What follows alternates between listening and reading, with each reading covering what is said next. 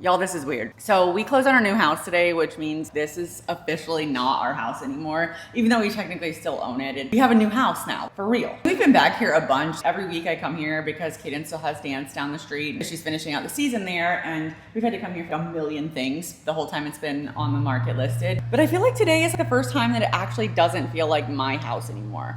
It's empty, it's under contract, we have a new house. We are done in this house, and that is so weird. So anyway, I figured today was the day to do one last walkthrough with you guys.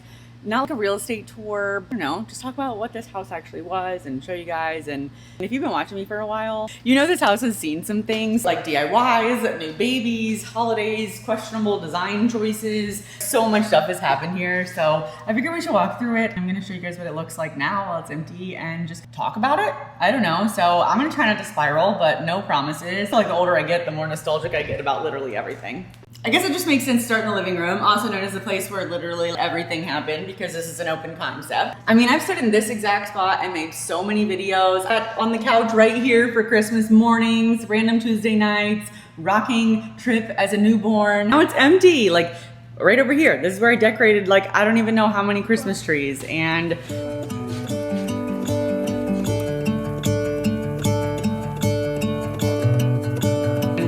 this is also where I cleaned the same mess like 800 times and where the baseboards have probably never actually been cleaned.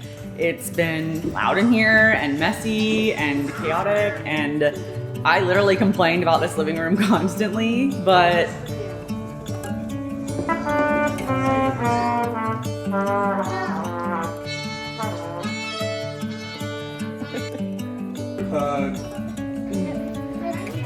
oh look.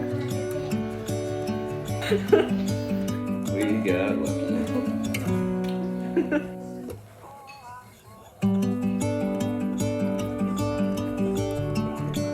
But I don't know, I guess living rooms are supposed to be chaotic and messy and loud and full of people who are growing up and changing. Don't get me wrong, I don't think I'm gonna miss the layout of this house very much, and I'm definitely not gonna miss the millennial gray walls, but I don't know, this house also served its purpose. It was part of a chapter for us, and I'm grateful for that. Kind of crazy everything that's happened in this room. And next up, we are gonna have to talk about the kitchen. We've talked about this kitchen so many times, and most of it, I have been talking shit. And you know what? I stand by it because it's tiny. It makes absolutely no sense. I've been personally victimized by the layout of this kitchen. I mean, this is the pantry.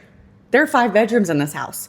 Who designed this? I want to say it was probably a man. And I would also like to know why the laundry room is literally right in the kitchen. That doesn't make any sense to me. Why isn't this the pantry? I cannot show you guys the kitchen without talking about the countertops. Because yes, I painted the countertops in the kitchen. Literally everyone told me not to, but I did it anyway. The internet hated it and loved it. And I don't know, I'm just gonna call it character development. I was honestly just trying to make it feel a little bit better in here. The countertops were blue before. I really just wanted to like my kitchen. You know what? I also put up the backsplash all by myself. So I think that is kind of a flex, I'm not gonna lie. Even though I hated it, this was also my kitchen, you know? This is where every rush morning before school happened for like so many years. This is where I cooked dinner, even on the nights I did not want to cook dinner. This is where the kids complained about my dinner. It's still the kitchen, and it did its job. So thanks for that, kitchen.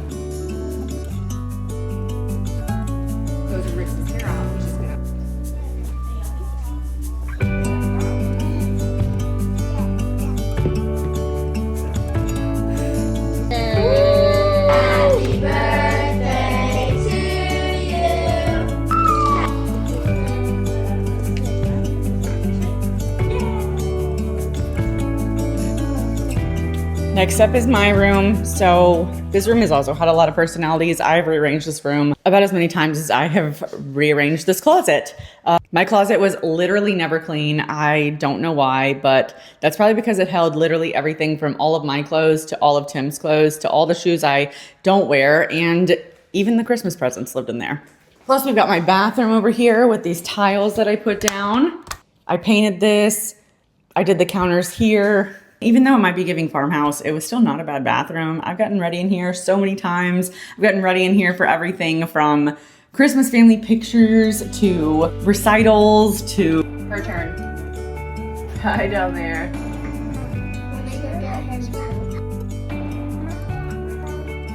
It's great. Last one. Onto the backyard. I was never successful at growing grass here, but the kids still played out here anyway.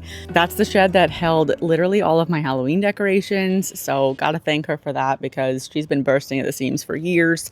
And of course the patio, which I've redone 1,000 times, pretty much always by myself. And it's resulted in some of the DIY projects that I am most proud of. You guys might remember the pergola moment, where I built a whole pergola in July by myself, which was probably not the smartest decision, but it is what it is.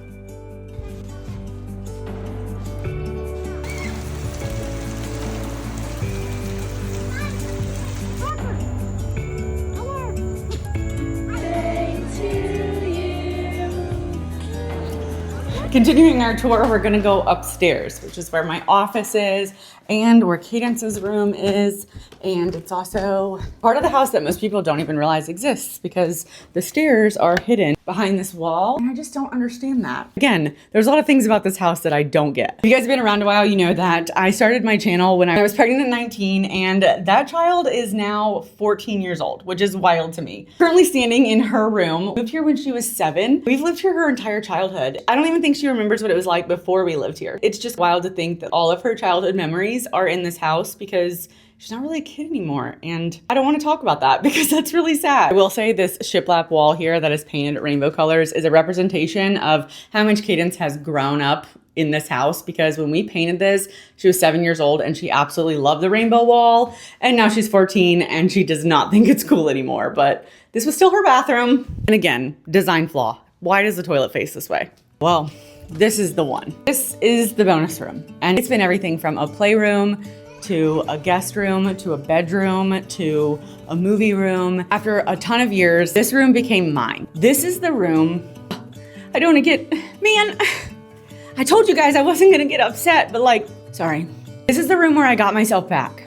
This is the room where I finally claimed a space for myself. This is the room that I decorated just how I wanted it. This room is a representation of my journey while we lived in this house, because it went from being a neglected room to being a room that I took care of. I feel like it's some sort of very deep metaphor or something. I think it was the first place in probably my entire adult life that felt like it was mine.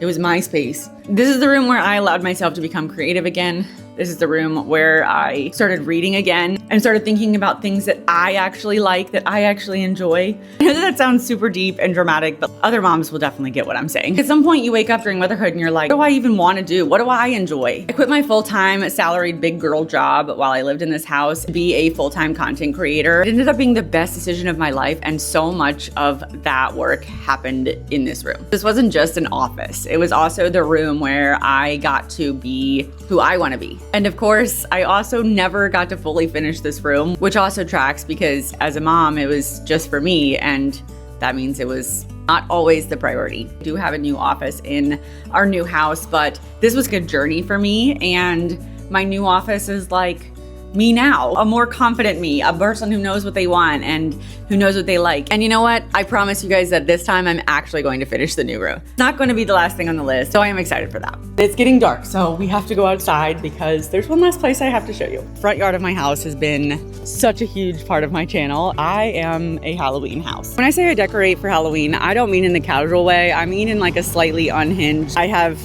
several very large skeletons kind of way. Neighbors probably thought I was crazy when I first moved in kind of way. Over time, they learned to expect it. I've absolutely loved every second of decorating this yard. I've shared a lot of it here on YouTube, but not really talked about so much is that the vibe of this neighborhood is absolutely magical. One of those neighborhoods where kids are running down the street, trick-or-treating, absolutely a nostalgic Halloween neighborhood. And I personally think that that is such a flex to live in as an adult, and I have enjoyed every single Halloween here. I feel very deeply about decorating, and I've talked about this before, but everyone's always like, oh, I miss how it used to be, but that feeling doesn't just happen. Like, somebody out here has to decorate like crazy to make that happen. And I take pride knowing that I am one of those people. You don't get nostalgia later if nobody participates now. Somebody made it happen when we were kids, and now somebody has to make it happen again. And I'm one of those people, I guess. Waiting for Halloween has been also such a part of my life on social media, and all of that happened right here in my tiny little yard. I think because it wasn't just for content, it was something I actually care about. It was really special to me.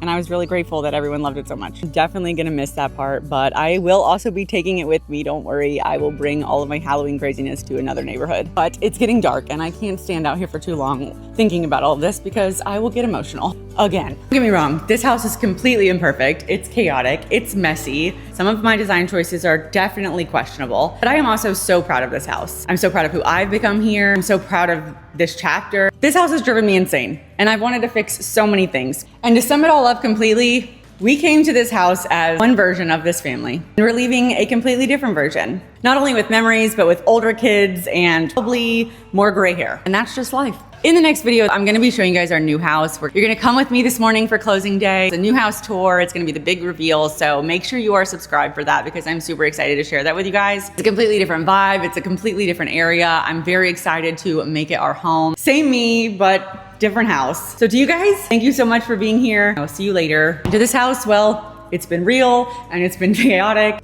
And thank you for keeping my family safe, being the roof over our head, literally. And I hope that the next family has just as many amazing times in this living room as we did. And I guess that's it.